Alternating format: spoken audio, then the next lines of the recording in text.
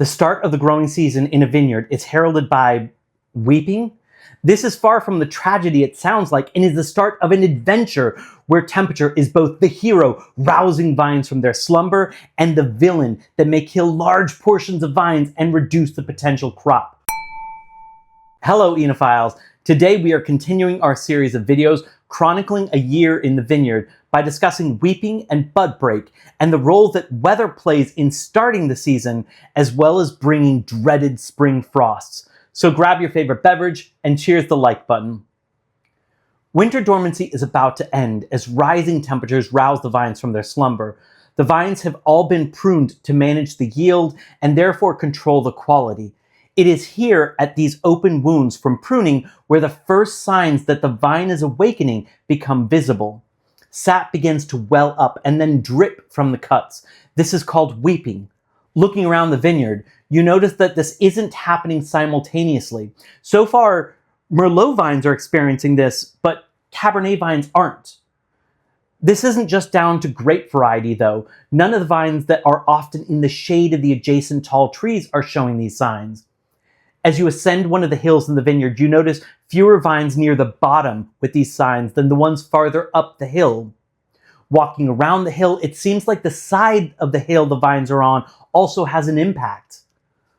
While warmth seems to be waking these vines, it is clear that we will first have to discuss the impact of climate and location before we dive into what the vines are going through.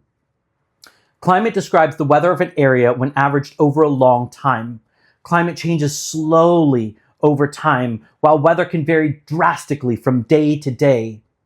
While most people use climate to describe pretty large areas, it can be used to describe very small areas as well. The terms macroclimate, mesoclimate, and microclimate are used to describe the different sizes of climates. Macroclimates describe the climate of a region such as Napa Valley. Mesoclimates describe smaller areas such as a vineyard. Microclimate zooms all the way in and describes the climate of a single vine. Let's take a look at some of the things that can affect the warmth of a climate so that we can better understand why the parts of the vineyard we are in are weeping at different times. Water plays an important role in regulating temperature. Proximity to a large body of water can greatly mitigate temperature swings, making winters warmer and summers cooler. Local geography can amplify the reach of this mitigating effect. In California, for example, the sun heats the central landmass, creating convection currents.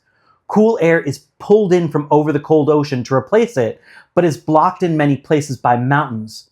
Large gaps in these mountains allow ample amounts of this cool air to come through, and regions in these gaps can benefit from this.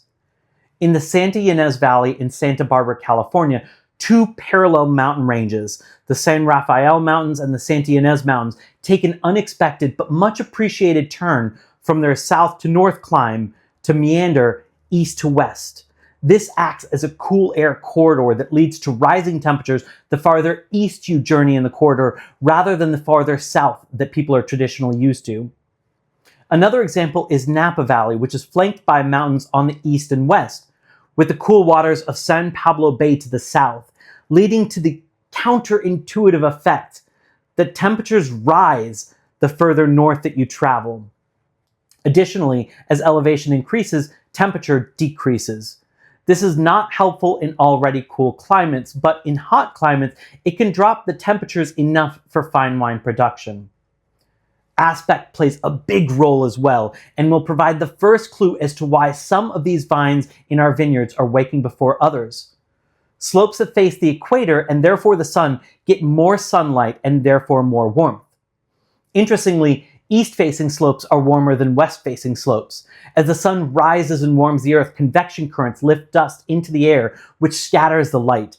This means that when the sun is rising in the east, there is little dust to scatter the light, and more of it warms the land it touches.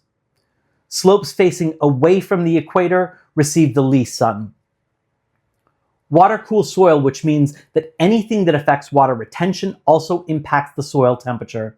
Water flows down slopes and pools in low spots, meaning that the bottom of a slope is often cooler than the middle and the top of the slope.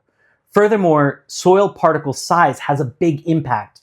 Large particles like sand drain quickly, while small particle sizes like clay hold water and are therefore cooler. Some vineyards may only have one soil type, while some can have many different soil types in different parts of the vineyard, causing two adjacent parts of land to have very different ground temperatures. Now that we have a better understanding of the things that can affect temperature, let's get back to our vineyard and look underground before a vine begins weeping. Here, we have a vast network of roots, often larger than the vine above. These roots provide many services for the vine. They act as an anchor for the plant, protecting it from being ripped up by all but the strongest winds. They also store carbohydrate reserves that are essential right now. At the moment, the vine has no leaves, meaning it can't use solar power and must rely on these carbohydrate stores to fuel the growth of shoots, tendrils, and leaves until the leaves can take over and harness the power of the sun. All along these roots are root hairs or feeder roots. These absorb water and nutrients from the soil, which the roots can then transport upwards for the vine to use. These root hairs grow and explore the soil throughout the season to find the resources the vine needs. The vine is able to detect which root hairs are more successful at finding water and nutrients and can grow these into roots that have their own root hairs. If needed, these roots can grow dozens of feet down. Wild grapevines evolved this ability as a way to grow roots past their host plant's roots to avoid competing for resources. Grapevines do not waste energy on growth, though. If water and nutrients are plentiful at the surface, the vine does not need to dig deep, and it will end up with a small, shallow root system. As the ground warms, the roots are triggered to begin producing sap. The energy for this comes from the carbohydrate reserves, and it pushes the sap upwards through the vine, causing some of it to be pushed out of the cuts of the vine. As the vine continues to produce sap and push it through the plant, the buds begin to swell. Soon after, the buds start looking like cotton, and then finally, the new shoot bursts through. This is one of the most important times in the vineyard, not just because it is the start of the growing season, but also because the new shoots are at their most vulnerable, and the still chilly temperatures are prone to destructive spring frosts. If frost forms during this period, some of these shoots will turn brown and die. This will reduce the amount of grapes that can be produced, affecting the amount of wine available to be sold. To understand what can be done to prevent this damage, it helps to know how this happens, and surprisingly, there are two ways that spring frost can occur. The first is advection frost, which is what most people are familiar with. There is cold air somewhere that moves in and displaces the warm air that was present. The second is radiation frost, and this happens when the sky is clear and there is little to no moisture in the air. The heat that naturally radiates from the earth has nothing to trap it, causing the air directly above the ground to cool quickly. This forms a cold, dense layer of air on the ground. What can be done about these? If land hasn't already been purchased and planted, a site can be chosen that is less prone to frost. If radiation frosts are common, the vines can be trained high so that the shoots are above the layer of cold. If the vineyard is flat enough, large fans can help with radiation frost, mixing the warm air above with the cold, dense layer below. There are many ways to heat a vineyard, such as burners and paraffin candles. These are lit individually and as needed, requiring time and manpower. Some vineyards employ a method that initially sounds like madness. They install a vast network of sprinklers, and when frosts are imminent, they spray a fine mist of water on the crop. This small amount of water freezes, and because ice is a great insulator, this offers a layer of protection for the vines. But there is something else interesting that happens that helps the vines. As water freezes, it releases a little bit of heat. This heat, coupled with the insulating effect, saves the vines from the frost. Some vineyards are not able to employ any of these methods for one reason or another, such as cost. In these cases, the only option some feel is to hope, wish, or pray.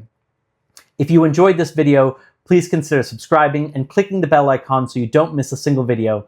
Thanks for watching, and see you next week.